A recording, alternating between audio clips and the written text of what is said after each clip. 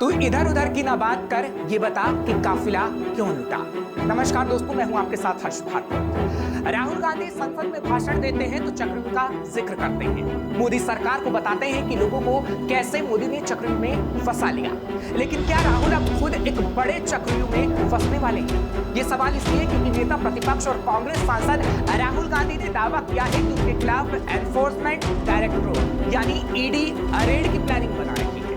राहुल ने गुरुवार देर रात 1:52 पर एक पोस्ट की दावा किया और लिखा कि 2-in-1 को संसद में मेरा चक्रव्यूह भाषण पसंद नहीं आया। ईडी के अंदरूनी सूत्रों ने मुझे बताया कि मेरे खिलाफ रेड की योजना बनाई जा रही है। मैं ईडी अधिकारियों का बाहें फैलाकर इंतजार कर रहा हूं, चाय और बिस्किट मेरी तरफ से। यानी ये मान लिया जाए कि राहुल किसी बड़े चक्रव्यूह में फंसने जा रहे हैं। ऐसा होगा या नहीं ये हम आपको आगे बताएंगे, लेकिन उससे पहले ये चक्रव्यूह शब्द कैसे सामने आया वो आपको बताते हैं। दरअसल 29 जुलाई की वो तारीख थी जब राहुल ने संसद सत्र के दौरान बजट 2024-25 पर लोकसभा में भाषण दिया। इसी दौरान उन्होंने बजट की तुलना महाभारत के चक्रव्यूह से कर दी। उन्होंने कहा कि 6 लोगों का एक ग्रुप पूरे देश को चक्रव्यूह में फंसा रहा है।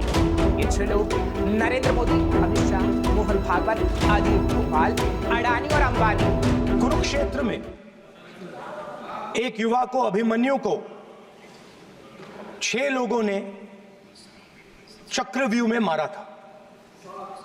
6 चक्रव्यूह में फंसाकर मारा था। सर, अभिमन्यु को 6 लोगों ने मारा था। उनके नाम द्रोणाचार्य, कर्ण, कृपाचार्य, कृतवर्मा, अश्वत्थामा और शकुनी। सर, आज भी चक्रव्यूह के बीच में 6 लोग हैं। सर, चक्रव्यूह के बिल्कुल सेंटर में, चक्रव्यूह में हजारों लोग होते हैं सर, मगर उसके बिल्कुल सेंटर में 6 लोग कंट्रोल करते हैं। तो जैसे उस टाइम 6 लोग कंट्रोल करते थे, वैसे आज भी 6 लोग कंट्रोल कर रहे हैं। इतना ही नहीं, राहुल ने कहा 21वीं सदी में एक नया चक्रव्यूह रचा गया है, वो भी कमल के फूल के रूप में तैयार हुआ है। इसका चिन्ह प्रधानमंत्री अपने सीने पर लगाए चलते हैं।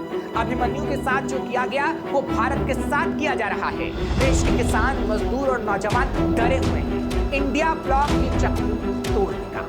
तो जो चक्रव्यूह होता है स्पीकर सर, वो लोटस के शेप में होता है, कमल के फूल के शेप में होता है। 21वीं सदी में सर एक नया चक्रव्यूह तैयार हुआ है स्पीकर सर, वो भी लोटस की शेप में है सर। सर, जो अभिमन्यु के साथ किया गया था, जो अभिमन्यु को चक्रव्यूह में फंसाया गया था, वही हिंदुस्तान के साथ किया गया है। हिंदुस्तान के युवाओं के साथ, हिंदुस्तान के किसानों के साथ, हमारी माताओं बहनों के साथ, स्मॉल बिजनेसेस के साथ। वही नेता प्रतिपक्ष ने कहा कि अन्नदाता सरकार से एमएसपी की मांग कर रहा है। हमें लगता था सरकार बजट में इसका प्रावधान कर देगी तो किसान चक्रव्यूह में फंसेगा नहीं, लेकिन वो चक्रव्यूह में फंसा है और इससे निकल नहीं पा रहा। आपने नहीं किया तो मैं यानी इंडिया ब्लॉक की तरफ से गारंटी देता हूं कि हम इस सदन में इसे पास कर देंगे और आपका चक्रव्यूह। हम चक्रव्यूह तोड़ते हैं, हम चक्रव्यूह तोड़ने का काम करते हैं। मनरेगा, हरी क्रांति, आजादी, कॉन्स्टिट्यूशन, ये चक्रव्यूह को तोड़ने के काम हैं। इससे देश में खुशी आती है, डर मिटता है, कॉन्फिडेंस आती है। आप पद्मव्यूह चक्रव्यूह बनाने का काम करते हो। हालांकि बीजेपी सांसद अनुराग ठाकुर ने 31 जुलाई को संसद में भाषण देते हुए राहुल पर पलटवार किया था और कहा था महाभारत के बारे में राहुल गांधी को ज्ञान नहीं है।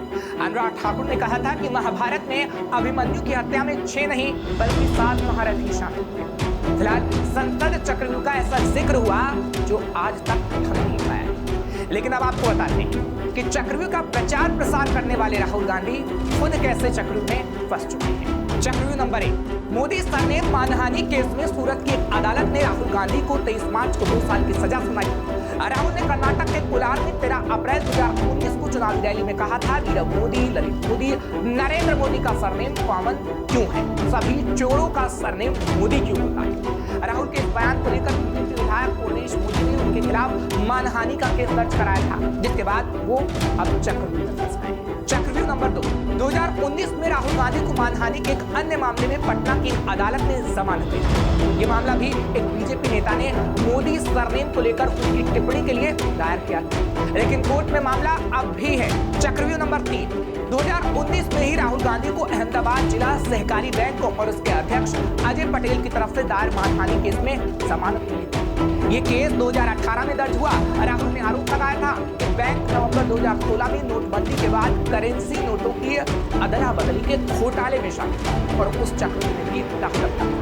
चक्रव्यूह नंबर 4, 2019 में ही राष्ट्रीय स्वयंसेवक संघ यानी आरएसएस के कार्यकर्ता की तरफ से दायर मानहानि मामले में राहुल को मुंबई की एक अदालत ने जमानत दी थी। ये मामला बेंगलुरु की पत्रकार गौरी लंकेश की हत्या को बीजेपी आरएसएस विचारधारा से जोड़ने वाली उनकी टिप्पणी के लिए दर्ज किया गया था। चक्रव्यूह नंबर 5, 2016 में गुवाहाटी की अदालत ने आरएसएस की तरफ से दायर मानहानि मामले में राहुल को जमानत दी। मामला तब दर्ज किया गया था जब राहुल ने आरोप लगाया कि आरएसएस ने दिसंबर 2015 में उन्हें असम के बारापेटा सत्र में प्रवेश करने से रोक दिया था। मामला अभी भी चल रहा है, यानी राहुल चक्रव्यूह नंबर 6, 2016 में ही महाराष्ट्र के भिवंडी की एक अदालत ने आरएसएस के कार्यकर्ता की तरफ से दायर मामले में राहुल को जमानत दी। राहुल ने कथित तौर पर कहा था कि आरएसएस ने महात्मा गांधी की हत्या की। सुप्रीम कोर्ट ने फैसला सुनाया कि राहुल को अदालत में अपनी बात साबित करने के लिए मुकदमे का सामना करना होगा, पर वो अभी तक नहीं। चक्रव्यूह नंबर 7, 2015 में राहुल नेशनल हेराल्ड मामले में जमानत पर बाहर आ गए।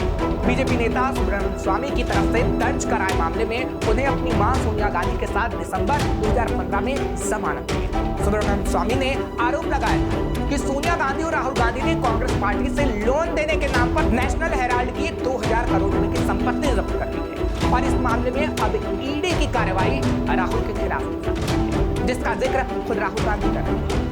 अब तो आप समझ गए कि आखिर इस वक्त चक्रव्यूह क्यों चर्चा में है और संसद में चक्रव्यूह शब्द का जिक्र करने वाले राहुल गांधी खुद कितने चक्रव्यूह में फंस चुके हैं। फिलहाल आपको खबर कैसी लगी हमें कमेंट सेक्शन में जरूर बताइए। तमाम खबरों की आप देखते रहिए श्रेष्ठ भारत।